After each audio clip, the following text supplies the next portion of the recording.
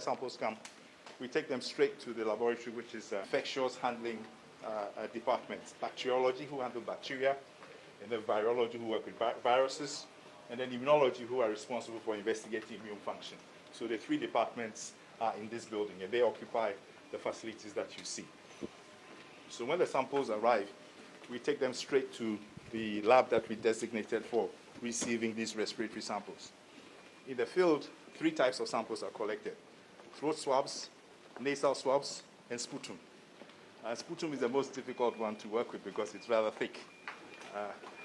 But we managed to work with all those samples. So we go straight to the room where we receive the samples, and the team are ready to explain to you what they do. So we usually receive the samples here, and here we are able to sort them with the forms that come with them, or if they are barcoded samples, we check the system there, scan it to see which site it is coming from. All the information concerning the sample pops up if it's a barcoded sample. Otherwise, we have a form. Can I have one of the forms, please? Yes, so we look at the name and the information here, and we match it with the sample. And then at that point, we give the sample an ID and put the same ID on the form, so that beyond this point, we use only the ID to identify the sample.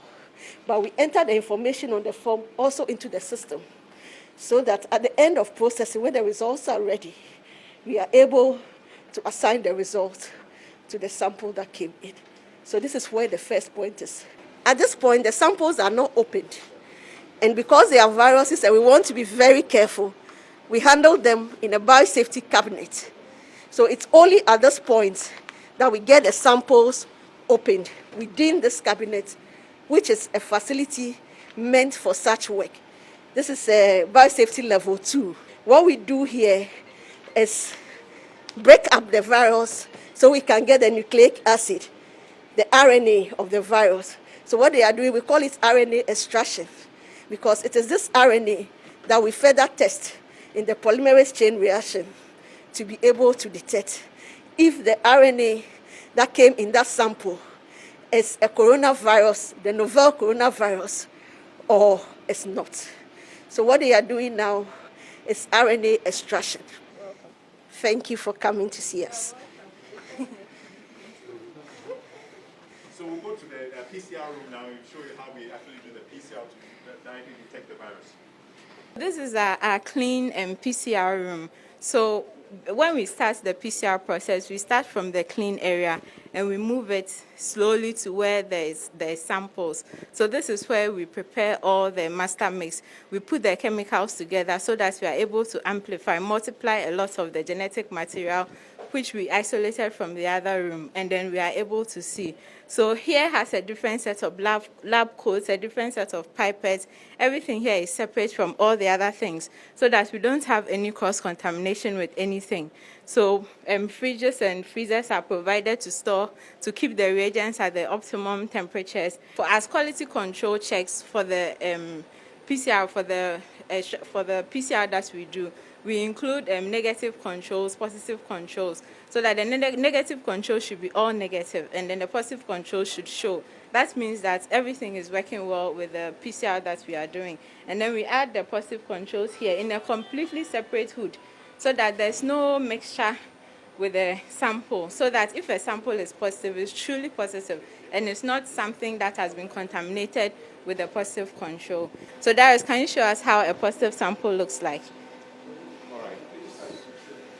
Okay, so we have some nice curves here. Sorry. So this is a plate that has just been run. This is a really full plate. Yes, so you show us the positive controls.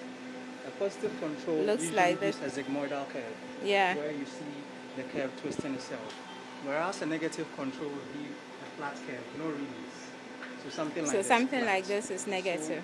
So all of these samples, so this particular sample, for example, is negative. And then we can scan through and we'll be able to ascertain whether the samples are actually negative or positive. So one of these, you can It's see showing here, is a positive sample. So we can then go through and find out which sample is positive. And then we'll make the readings and report to our data team.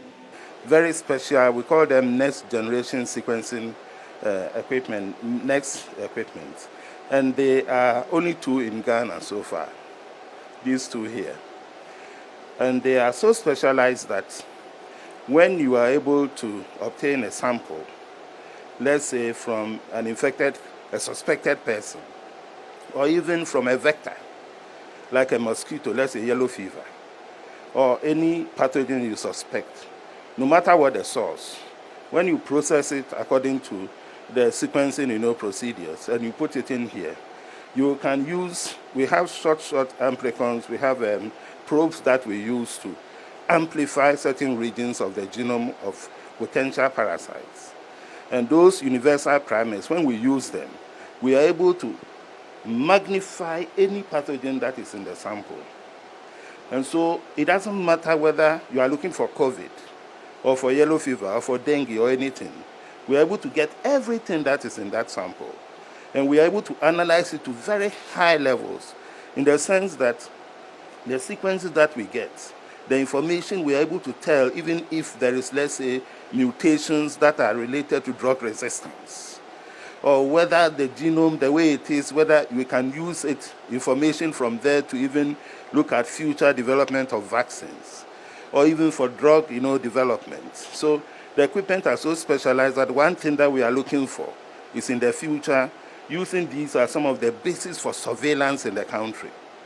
So working with the Ghana Health Service, the Surveillance Directorate, to be able to look at what really is happening as far as emerging and re-emerging disease pathogens are concerned in the country. So these are the value of these equipments. So they're actually like this. This is for HIV. You have the blood sample, you get a result within 10 minutes. And we're hoping to determine if some of the commercial kits that have come for COVID could also perform the same way. So this is antibody detection. And you can see that they're working in a row because specific the tests are. So this is being done for HIV. This is a different team at work right now. But we intend to do the same thing for COVID-related antibody tests. We actually grow cells. We grow cells and then we try and isolate the virus. So these 2 rooms are very special. We use them for just culturing cells. And when we want to isolate the virus, we then move the cells into the next room. So we've actually started culturing the coronavirus. We're hoping to be able to have isolates that we can use to characterize very soon. So Mr. Okansi is from our maintenance department, and this CCTV camera shows you what is inside here. This is a suite of biosafety level 3 labs. If we were at biosafety level 4, we'll be dressing up like astronauts with dedicated oxygen supply. This is why this building is so expensive. These labs are under negative pressure, specific temperature, specific humidity. So when we're working with dangerous pathogens like Ebola, Lassa, the viral hemorrhagic fever things, we don't culture them. We just take them straight in there, dress up properly, full suit, full overalls, gowns, boots, everything, the double gloves. And then with what you saw, the RNA manipulation, whatever, apart from virus culture, we do all that in there. And his job is to ensure that whilst we are working in there, nothing goes wrong. So we have one for viruses and then one for bacteria. And we are using all of them now for COVID work. So you can see that 2 of our colleagues are in there doing exactly the same thing that we do out there. So we have 8 people working at a time. That's another reason why we'll be able to process so many samples. So we're not going in by just seeing that these are the 2 suites independently. You can see the mechanism because it has to be negative pressure, specific humidity, and anything that we work in there has those giant autoclaves. They're all disinfected, decontaminated before they come out. The fact that we have to maintain and keep the samples. So as we explained, right now we have no backlog. So these are samples that we just received today, and these will be processed tonight.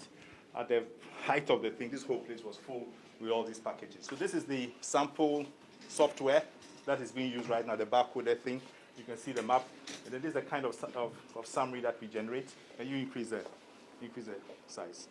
Okay, so the number of samples we processed, the number that are positive, the contact tracing. So this is one of the latest summaries that we just produced. And they go to the other. So this is the entire list of all the positives from all the hospitals, an entire database. Okay. So we have them all from the beginning to the end. And then go to the contact tracing. Same thing. So we are 2,919. These are all the positives from the contact trace. Yeah. Okay. Do the days to recovery. Is that, you have that one too? That's not yet. So another thing we've done is we have a separate database for all those who are positive, their first test, their second test, and their fourth test, because 2 consecutive tests means you are negative and then you've cleared the virus. But we have them here as the lead test data. Okay. So we have, for each person, we monitor the virus sample that are brought in, and to determine whether the first sample is still positive, second positive, and up to when they are negative, for the doctors to make clinical decisions based on that. And that is separate from the other data, so we don't have any double counting.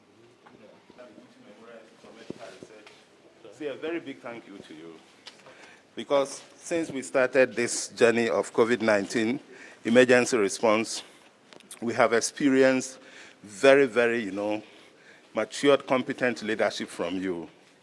And everything has gone smoothly so far. And we believe that as we continue to put in the hard work, the way you are driving the ship, we'll very soon be able to contain COVID-19. I would like to also say, on behalf of the Institute and the university, a very big thank you to you for that foresight to dedicate some funding for the exercise. It has come in handy, and we are very grateful for it. And we look forward to the future.